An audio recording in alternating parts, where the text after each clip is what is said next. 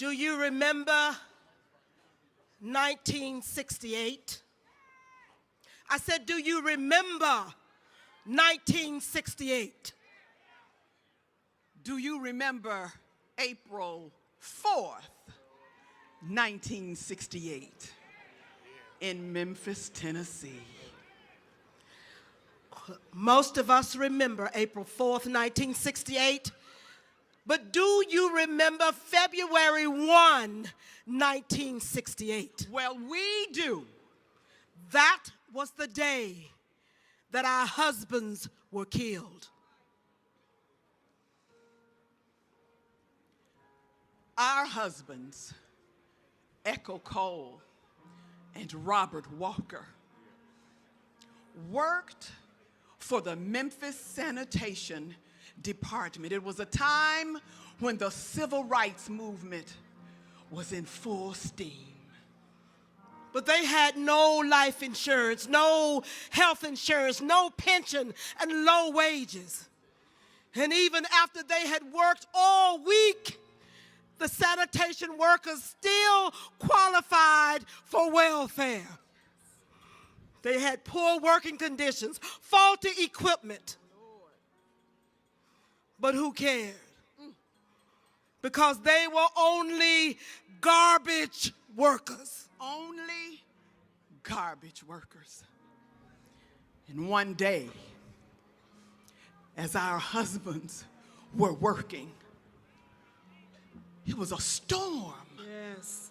A storm just suddenly came up. Yes. Our husbands were so busy trying to get out of the way of the storm, trying to protect themselves. So they climbed. They climbed into the back of a garbage truck. They couldn't go into the sanitation building because they were black. And the lightning and the rain and the thunder carried on. And while our husbands were in the back of that garbage truck, the lightning or something struck a lever on the truck, and they were closed inside that truck and crushed. They were crushed to death right along with all that garbage. It was then that the rest of the sanitation workers said, enough, Enough. enough is enough. Enough is enough. Enough is enough. Enough. So they called for a strike. Strike, strike, strike, strike, strike, strike.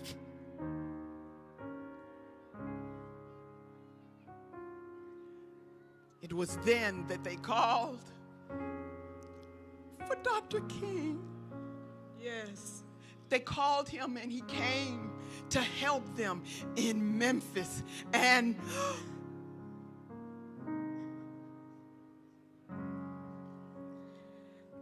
well, you know what happened on April 4th, 1968 in Memphis, Tennessee.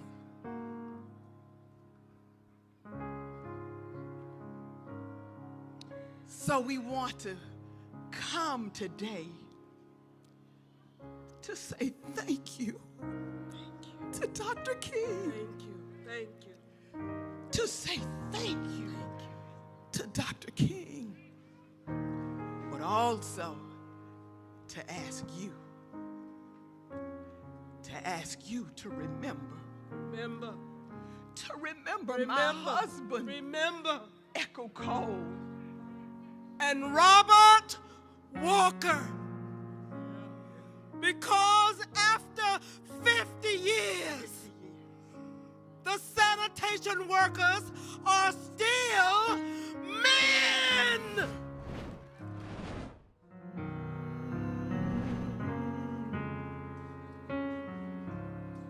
I dream of a world with no hatred or strife.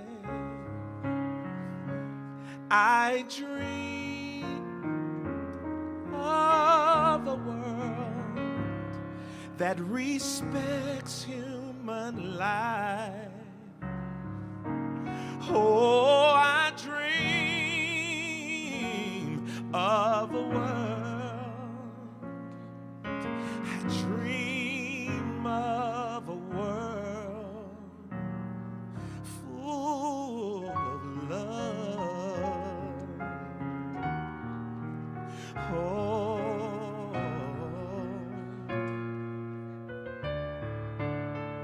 I dream of a world I dream with no hurt and no pain. no hurt and no pain. I dream I still dream of a world where all men are the same. all men are the same. Oh, I dream of a world. Oh, yeah. I dream of a world full of love.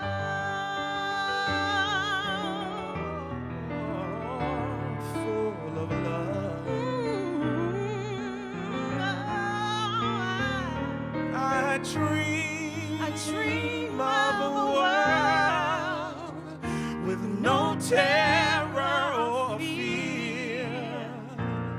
Oh, I dream of a world where God wipes every tear. Oh, I dream of a world. Dream of a world full of love.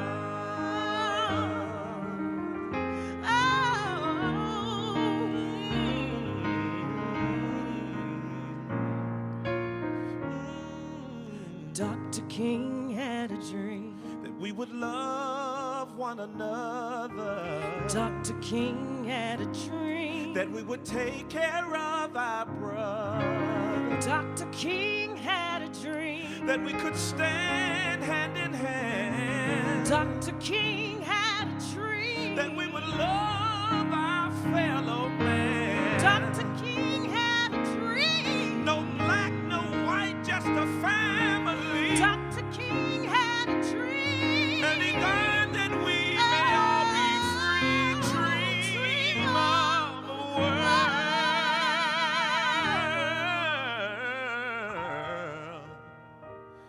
full of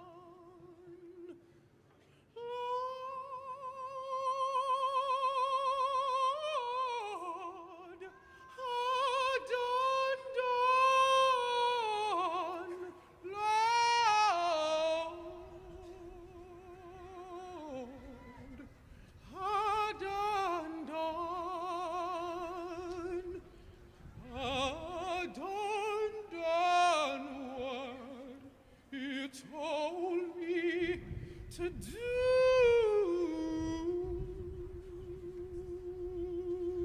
Talking about a Lord, I done done. Lord, I done done. Lord, I done done. Oh, well, I done done what you told me to do. Well, you told me to sing, and I done that too. Oh, well, I done done what you told me to do. Well, you told me to sing, and I done that too. Well, I done done what you told me to. Talking about a Lord, I done done.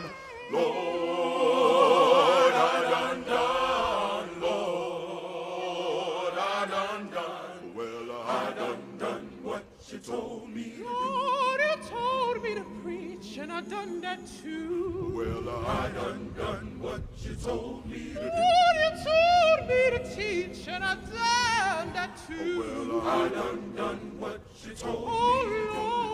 Lord, I done. Oh, sweet Lord.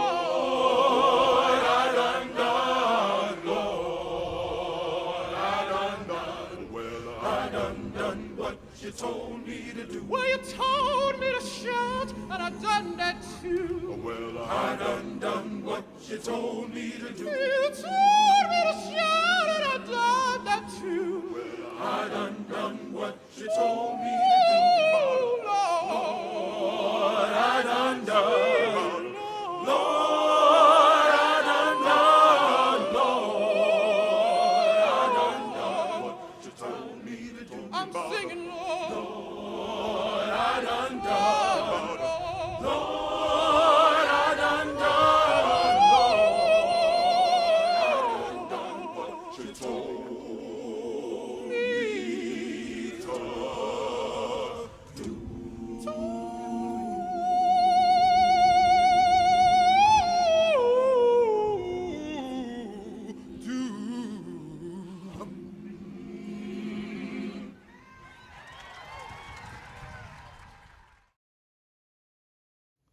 Each year at the National Civil Rights Museum, we commemorate the life and the legacy of Dr. Martin Luther King Jr.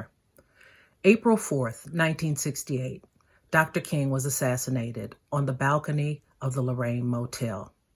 Usually, we commemorate Dr. King on April 4th from the balcony. But this year, because of COVID-19, we are going to bring you MLK Remembered, the man, the movement, and the moment. Thank you. Good afternoon, everyone. I just want to remind us all the reason why we are here. The only person this is about is Dr. King. I would like us to keep that in mind as we move forward. It is a beautiful sight to stand here, and it is incredibly humbling for me to stand here at this moment on this day. He was a man, a husband, a father, a son, a brother. He was a preacher and a scholar. He was a visionary, a strategist, a leader, a servant. He was a radical thinker, a believer in the concept of peaceful, direct action and civil disobedience as an effective means to affect change. He believed in the promise of America for all people. We hold these truths to be self-evident, that all men are created equal, that they are endowed by their Creator with certain unalienable rights, that among these are life, liberty, and the pursuit of happiness. Yes, he was a dreamer. He had a dream, but he wasn't simply a dreamer, but a man of action who made the ultimate sacrifice. Peace, harmony, and integration were goals, but so were equity, access, and opportunity. Economic equity, educational equity, access to housing free from environmental hazards, access to safe neighborhoods, fresh food, and sound health care, and the opportunity to achieve the American dream and share in the prosperity that is this nation. This is the Reverend Dr. Martin Luther King Jr., who we remember today. Not only the man heralded for winning the Nobel Peace Prize, but the man who felt much of the country turn against him in 1967 and 68.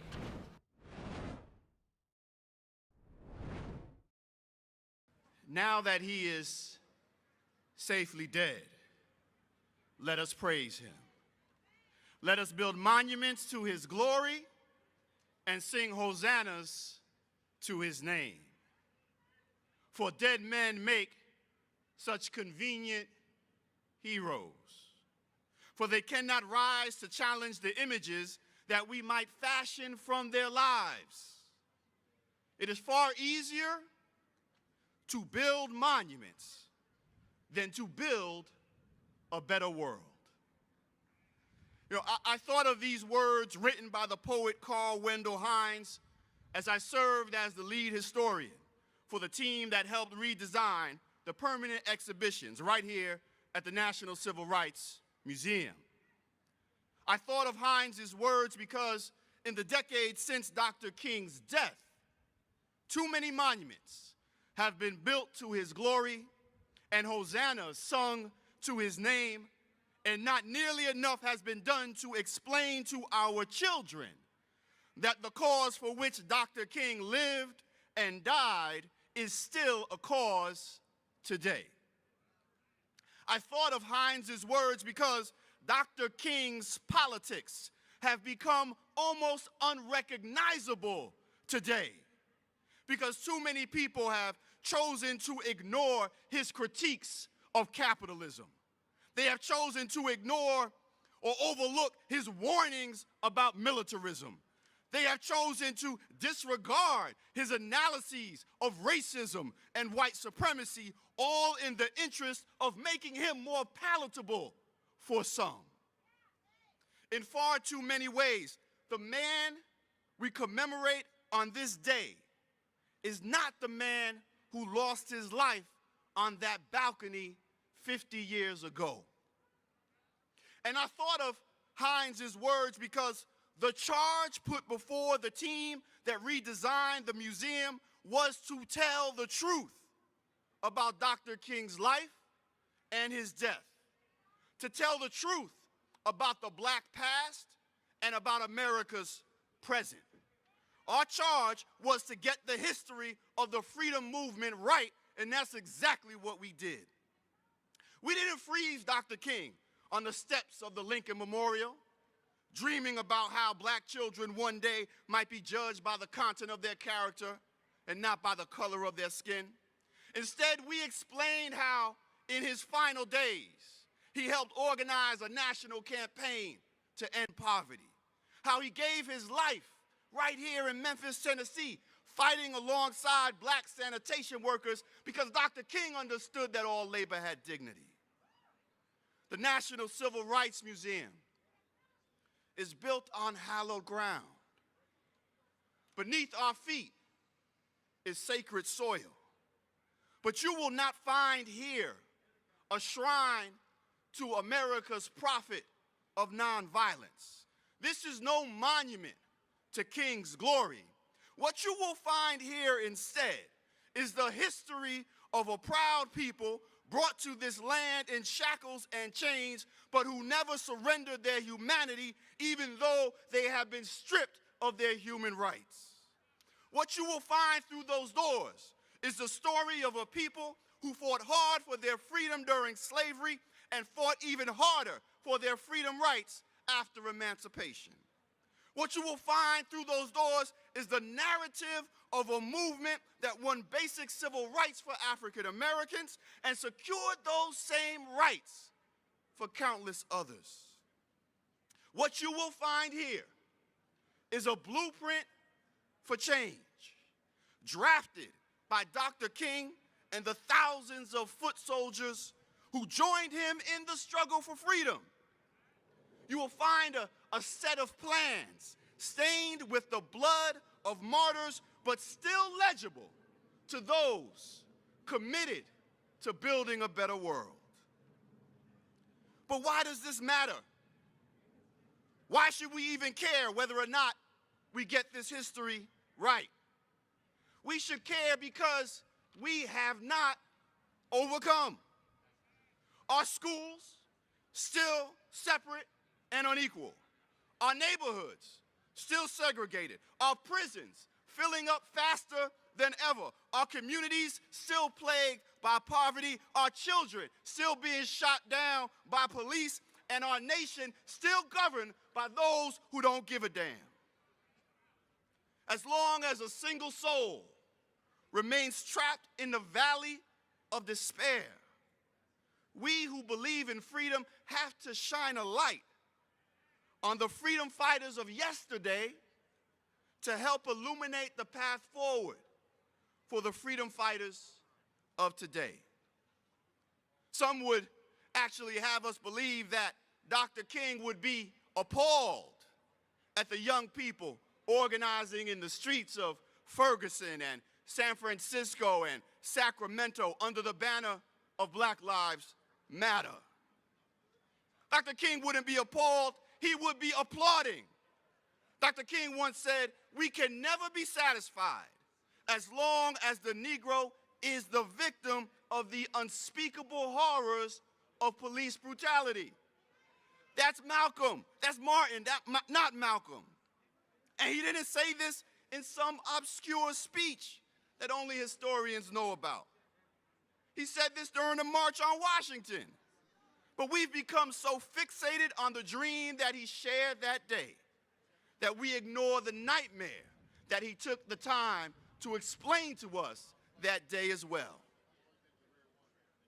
The time for building monuments to Dr. King's glory, the time for singing hosannas to his name has passed.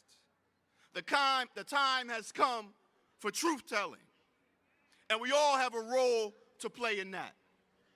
Scholars must document Dr. King's life and work accurately and make it accessible to the public, as we have done right here at the museum.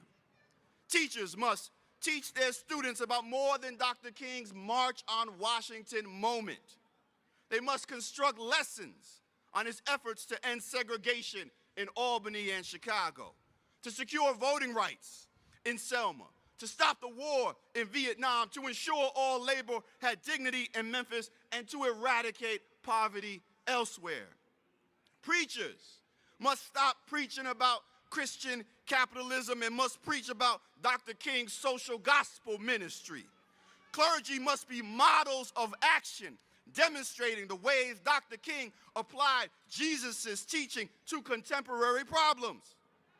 A sermon based on Dr. King's social gospel ministry is fine, but a community program based on it is even better. And politicians, our elected officials, they must implement the kind of democratic politics that Dr. King favored. They must protect people's civil and human rights by mandating a livable wage, by eliminating discrimination in housing policies and practices, by increasing investment in public education, by ensuring that people have access to health care, by prosecuting police who kill, and by insisting that race be considered at all levels of policymaking.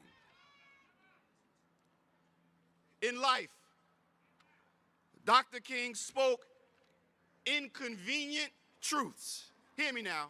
In life, Dr. King spoke inconvenient truths, but in death, his words and deeds have been misinterpreted for the sake of creating a convenient hero. But as long as black children go to sleep hungry at night, as long as black children are dying at the hands of police in our streets, we cannot afford the luxury of a convenient hero. We need the inconvenient Dr. King, the one who lived for the movement, the one who died for the movement, a movement whose inconvenient truths are chronicled at this sacred site, providing us with a roadmap to follow as we continue the struggle on the road to freedom. Thank you very much.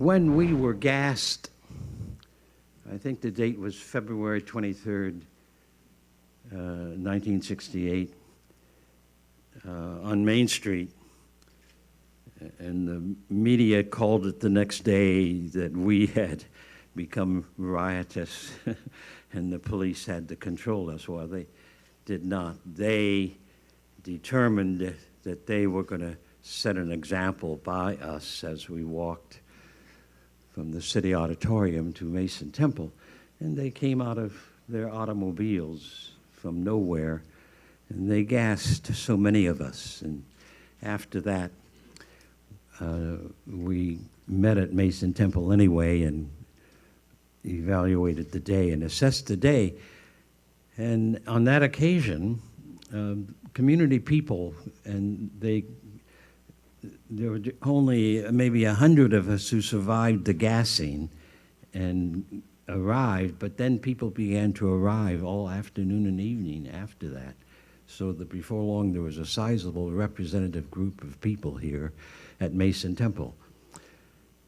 And out of that came the decision that there should be a strategy committee to help organize around and with the 1,300 sanitation workers so that we could determine that it would be an effective campaign. Remember, a strike is a nonviolent tactic.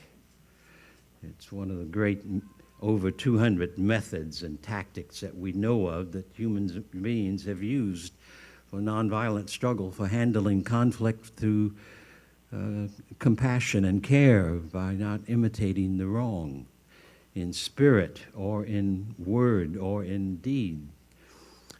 And it's out of that meeting then that, out of that session, determined that we were going to go forward. The strategy committee met that very Monday. I was asked to be chair of it. We immediately started mass meetings, trying to use it as a way of helping the whole community to come together. We immediately decided that as we started the mass meetings in that very week, that we would invite some folk from outside of the state of Memphis to come and speak. So we said there would be 3 people. We invited Bayard Rustin, we invited Roy Wilkins, president of the NAACP, we invited Martin King. And we made assignments. Jesse Turner of the NAACP called Roy Wilkins. Philip Zerg of the Ask Me Union called Bayard, and I called Martin King. At that time, we lined them up in that order. I did not want King to come first because that might have caused some of the narrow politics to assert themselves so that other folk wouldn't come. So he was to be third in line. There was no concern in Martin's head, Dr. King's head, about should I come. He immediately said yes. And then we said, well, how are we going to do it? His schedule was terrible, so I suggested to him, you decide when you can come, how you can fit it in, and then we'll have the mass meeting when you tell me when you're coming. The man was a kind of solid, good man, friend, colleague, brother, who loved to sing and to eat and to dance and to play basketball and play football, which we did in many settings. Yet also a man, a friend who, through the Montgomery bus boycott, committed himself totally to the purpose of history rather than to his own design that was well developed, and stayed faithful to that to the end. We know now that the politics of assassination of the 1960s were deliberate, and that King's assassination was one of those, and that it in many ways helped to make the present moment of chaos in the United States possible. But we also know that the way out of it is by essentially organizing campaign after campaign after campaign that chips away at the crudity of our land and allows people to become more human and more alive.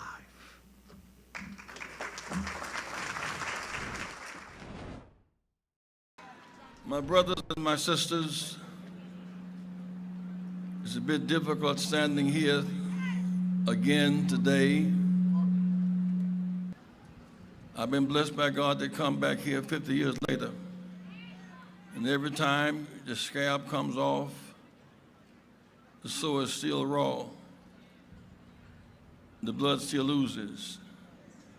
This is the site of the crucifixion. But not far from here is the resurrection, the new hope, and the new possibilities. My friends, the bad news is he was dead then, but the balcony does not have the last word. My brothers and my sisters, if Atlanta is his Bethlehem, and Mason Temple Church of God in Christ is his Gethsemane, then this is his Calvary. And not far from Calvary is resurrection. We went from the balcony on Lorraine Motel to the balcony of the White House in 40 years. We never stopped fighting. We never stopped voting. We never stopped building coalitions. After all, blacks could not vote, neither could white women in the South. We never stopped fighting. We never gave up. We never gave up. We never gave out. From this balcony in Memphis, the balcony in the White House is 40 years in the wilderness. My friends, today, the hope is in the resurrection. As in the biblical case, he is not here, he's gone. When you celebrate Barack winning the campaign in 2008 and 12, he's alive. When those children marched last week saying ban assault weapons, enough of guns is enough, he's alive. When we walked and marched and freed Mandela, he's alive. My friends, let nothing break your spirit today. He was lied on, spat upon, turned on, violated, and yet somehow, some way, he would not give up. We cry sometime. We hurt when we lose our leadership, but weeping may endure for a night. Hold on and hold out. Joy cometh in the morning.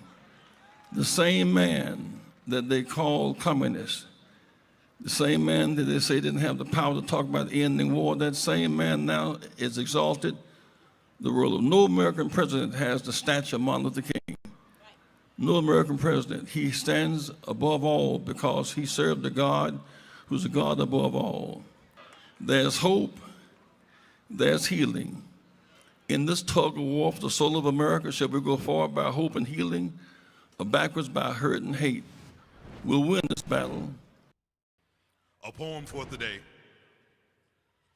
A bullet can kill a man, but only apathy can kill a dream. A thing that ends with a dream is a thing unfilled, unfinished, and untold, and here is where we are. Awake, after a long night of slumber, a fitful sleep rocking back and forth on the Amistad, visions of arms shaped like machetes slicing sugarcane, fingers calloused and red with cotton, palms brown with tobacco, sleeping on stomachs to keep off the healing whip scars, sleeping on backs to rub hungry bellies. We rubbed the Jim Crow from our eyes and saw a new day dawning. A sunrise so gentle that we believed it mist, thought it ghost, a great sleep we were in, with dreams folding into dreams, us folding into ourselves, all those inventions with our blood, sweat, and tears in them, all those buildings with signs marked not for you, you in back, you up top, you round the back, you stay put, what a slumber. But it takes a lot of sleep when you know you have a lot of work ahead of you. Now we awake. After such a starless midnight, on the brink of great fulfillment, now we awake, willing to take the stance that is not popular or safe or burdened with politics, but is the stance of a clear conscience. Now we awake, accepting that peaceful ends must be pursued through peaceful means. And no, that does not mean kowtow, does not mean step and fetch, it means peace. Peace like you can't hold up two fingers and still make a fist. Peace like mama standing on the front porch, your church belt hanging casually from her neck as she watched to see if you make it home before the streetlights come on. Weren't her arms folded across her bosom justice, her patient eyes faith? Wasn't that belt in the heart it covered peace? Isn't that us now? Now that we've been nudged awake, love in our hearts but a belt in our hands, offering the world our love by any means necessary. The heart screams you didn't understand last night, but the belt whispers you gon' learn today. And the foolish exclaim, where's there left to go? They say we got corner store and conglomerates, we got barefoot and shoe deals, we got nickel bag and museum swag, we got car now, garage and everything, 401k who, full medical what, stop auction money markets, we ain't Black Wall Street and we ain't chucking and jiving, we done moved up more Jeffersons and good time, and I say, but didn't a man sit in jail and say freedom is never voluntarily given by the oppressor, it must be demanded by the oppressed? So when they insist on another conversation about a dream, I say, hasn't it been deferred long enough? Haven't enough rivers run red with our blood to drown Langston? Haven't our black been the hue of enough blues? So now we demand a living dream, a shared dream, an oppression-free dream. We wake up and they ask, where do we go from here? And we answer, wherever in the hell we choose to. Where love leads, where love takes, where love talks, walks, and breathes. We go into Ferguson and Florida with love leading the way. We go into Detroit and Flint with love. We go into Texas, to Los Angeles, and to Chicago. We go into our local communities with eyes wide open and love spilling from our mouths like a many-tongued prayer, like a warning, like a threat. We go with black women in political positions in Atlanta and Charlotte. We go forward with names like Keisha and Val, with if you can learn to say Schwarzenegger, then you can learn to fit Enrique Ogumbawale into your mouths. We go like an X across our chest, Wakanda forever. Love in our heart for the colony and colonizer, for the citizen and country.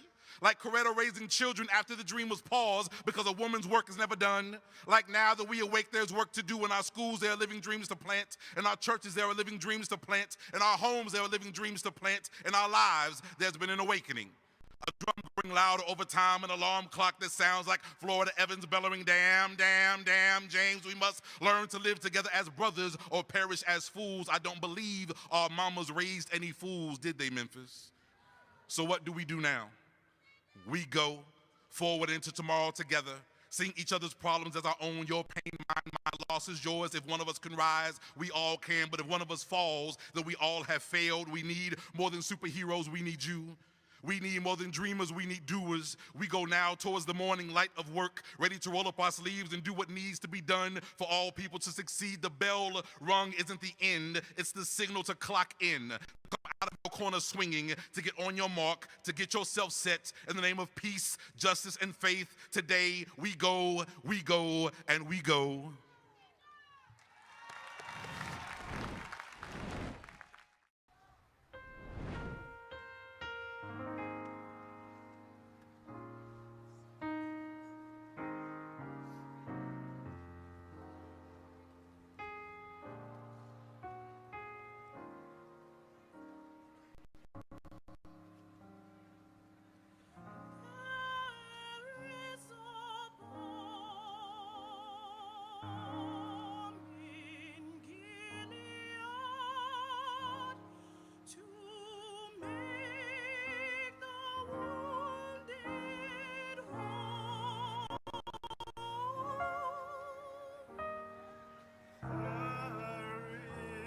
A palm in Gilead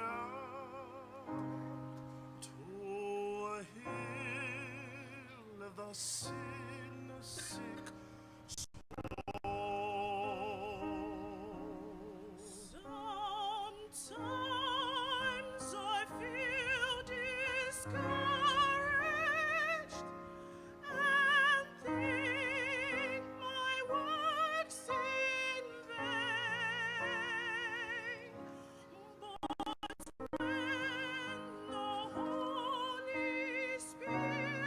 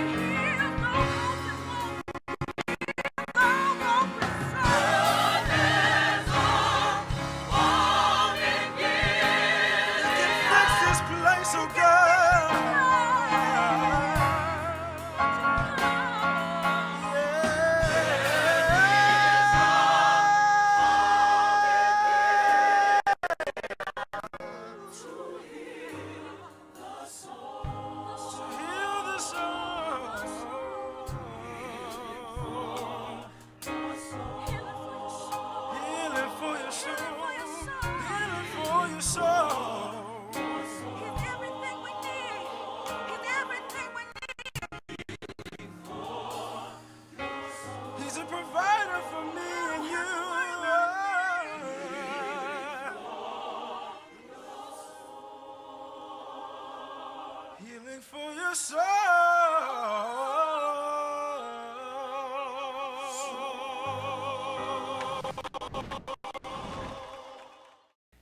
We have come here today to speak some words of truth.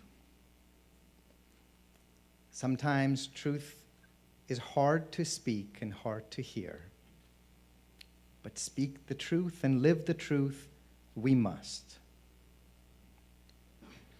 Today's been a rainy day, a stormy day in Memphis. It's a stormy day for us in America, and a stormy day for us in this tiny, small planet that we all share. We are in Memphis today to ask the question, what does love have to say in a broken world like this? I'm going to start by asking us to walk with Martin, because we cannot go to where we want to go unless we know where we've come from. I'm going to ask us to redeem and resurrect Martin, not from that iconic, alone and aloof figure that rises above the crowd, but as a man of the people, as one who was loved by the people and gave his life for the folk.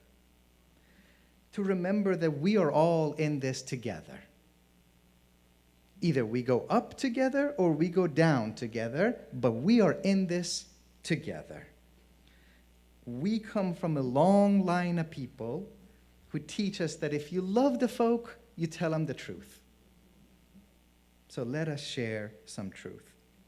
I stand before you as an unapologetic Muslim child of Martin. As somebody who loves Martin and even more loves the tradition that produced Martin. And we love this fragile world of ours too much to remain silent today. The truth of the matter is that Dr. King, whom we all love, weeps in his grave when he sees what has become of his beloved America. We are here to remind America that there is a better way. There is a higher path, and there is a way of letting love build the beloved community here and now. And if you claim to love God, start by showing that love to God's children. We gotta say to one another that I cannot be who I wanna be until you become everything that you ought to be, because we're in this together, right? We know why Martin was in Memphis, because he was moved to respond to suffering. Because the suffering of Ickle Cole and Robert Walker, those two black sanitation workers, did not leave him with an option of remaining silent. I want us to answer, what are we doing for those who are crushed by the machinery of today? When Martin was in Memphis, he was working on a sermon. Some of you all know this. The sermon might surprise a couple of people. We don't know the exact words, but we know the title, Why America May Go to Hell.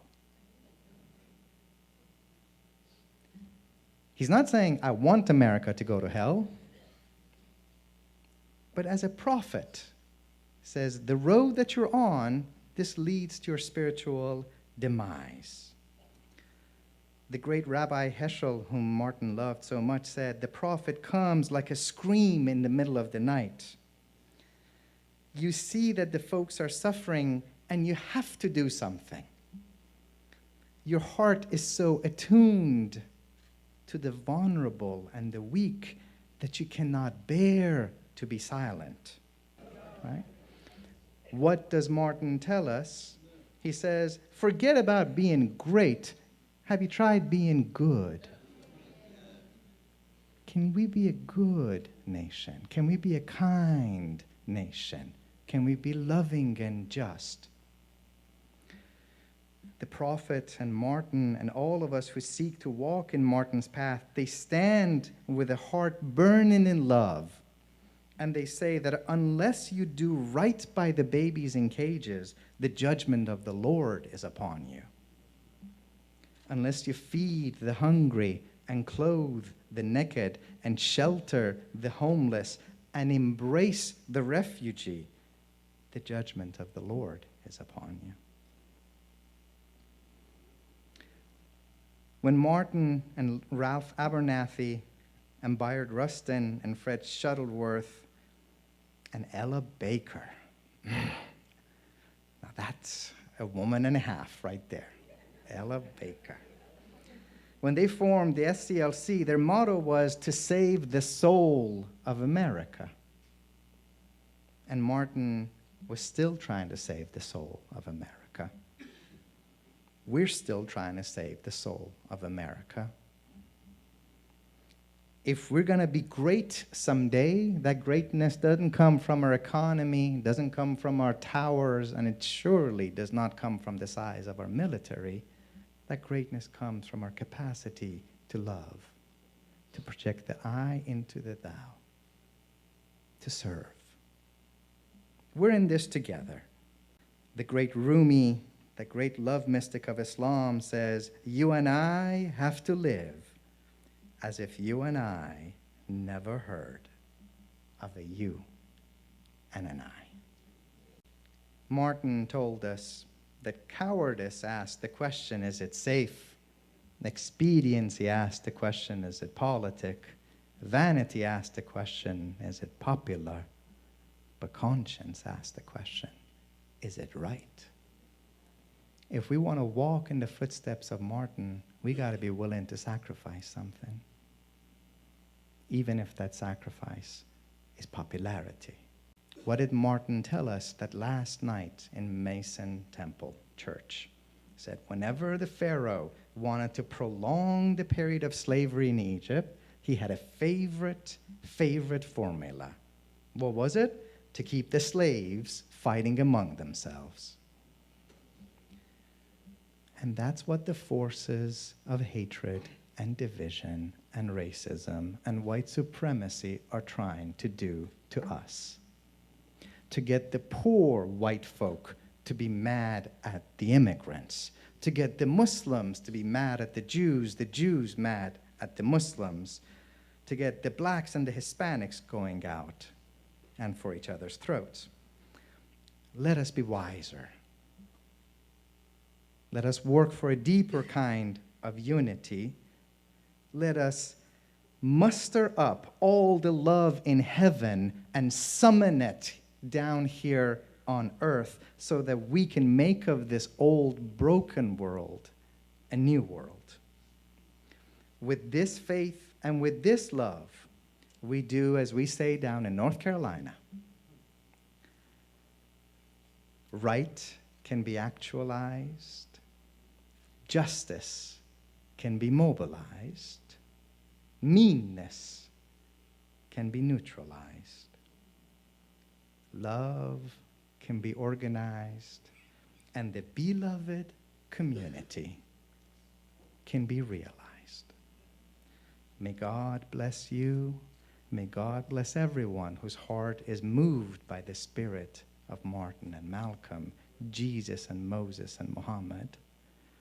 May we see God as love moving through the whole of humanity, starting with the broken places, healing the wounded, uplifting the afflicted, freeing the prisoners and the occupied, feeding the hungry, until we come to see a new Memphis, a new America, and a new world community here and now.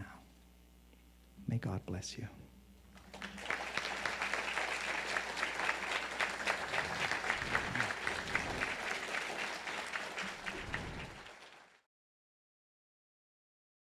But there was another letter that came from a little girl, a young girl who was a student at the White Plains High School. And I looked at that letter, and I'll never forget it. It said simply, "Dear Dr. King, I am a 9th grade student at the White Plains High School." She said, "While it should not matter, I would like to mention that I'm a white girl. I read in the paper of your misfortune and of your suffering. And I read that if you had sneezed, you would have died. And I'm simply writing you to say that I'm so happy that you didn't sneeze. And I want to say tonight,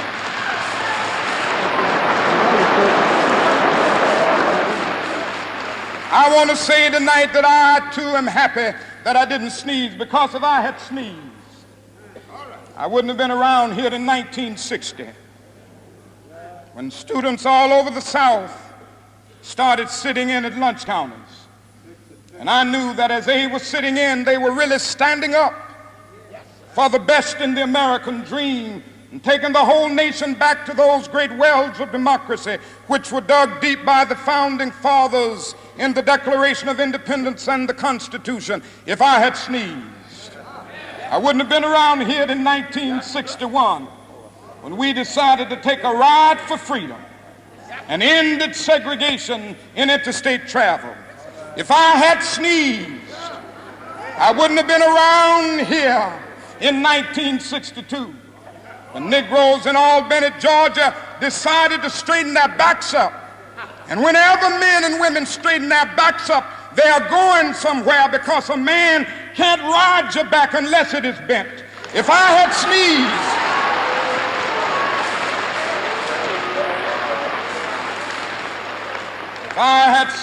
I wouldn't have been here in 1963. The black people of Birmingham, Alabama, aroused the conscience of this nation and brought into being the Civil Rights Bill. If I had sneezed, I wouldn't have had a chance later that year in August to try to tell America about a dream that I had had. If I had sneezed, I wouldn't have been down in Selma, Alabama to see the great movement there. If I had sneezed, I wouldn't have been in Memphis to see a community rally around those brothers and sisters who are suffering. I'm so happy that I didn't sneeze. And they were telling me, now it doesn't matter now. It really doesn't matter what happens now. I left Atlanta this morning, and as we got started on the plane, there were 6 of us.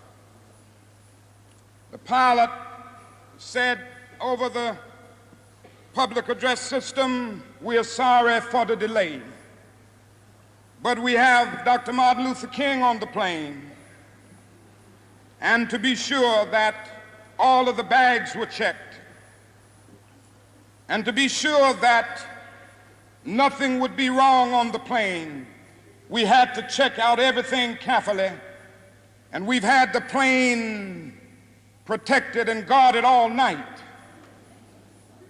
And then I got into Memphis, and some began to say the threats, or talk about the threats that were out,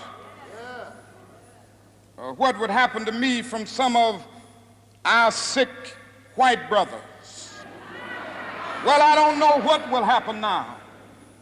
We've got some difficult days ahead. But it really doesn't matter with me now, because I've been to the mountaintop. I don't mind. Like anybody, I would like to live a long life. Longevity has its place. But I'm not concerned about that now. I just want to do God's will.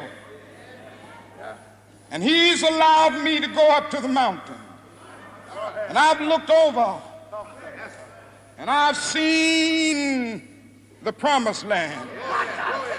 I may not get there with you, but But I want you to know tonight that we as a people will get to the promised land.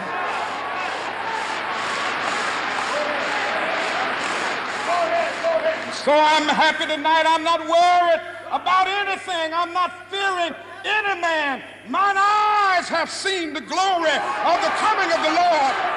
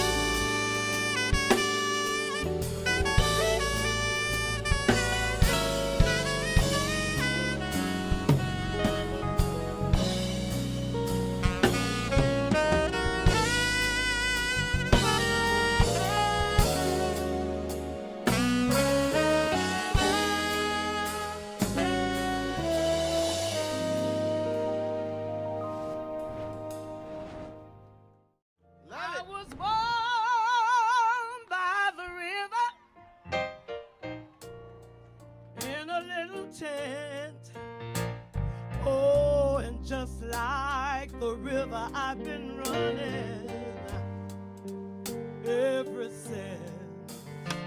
It's been a long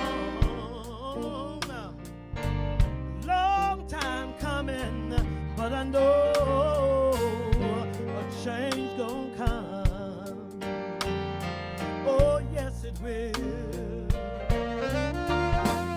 It's been too hard living. I'm afraid to die, 'cause I don't know what's up there beyond the sky. It's been a long time coming, but I know a change gonna come. Oh, yes, it will. Then I go to my brother. I say, brother, brother, won't you help me, please?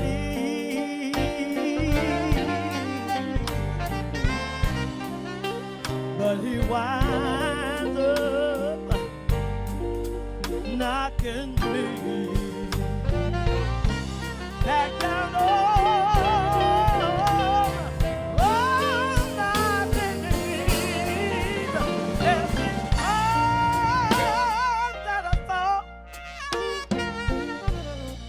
I wouldn't last for long, but now I think I'm able to carry on.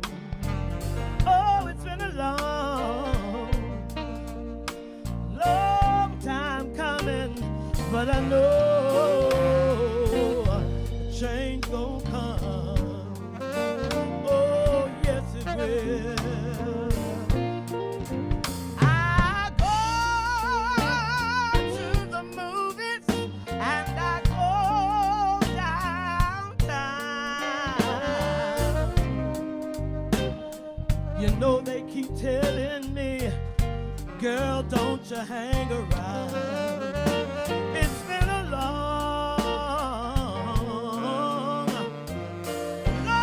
time coming, but I know a change gon' come. Oh, yes, it will. Oh, then I go to my brother. I say, brother, brother, can't you help me, please?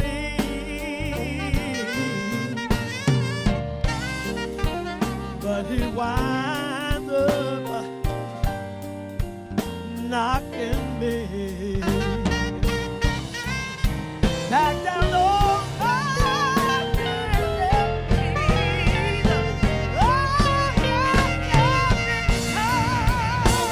When I thought I couldn't last for long, but now I know I'm able, oh, I'm able to carry on. It's been a long time coming, but I know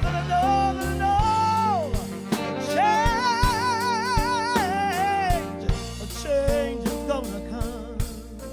It's been a long time coming, but I know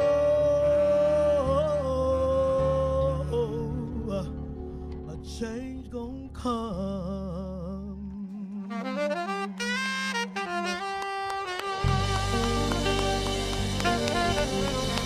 Change gonna come.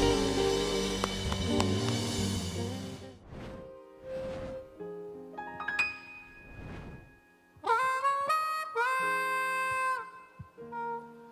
you.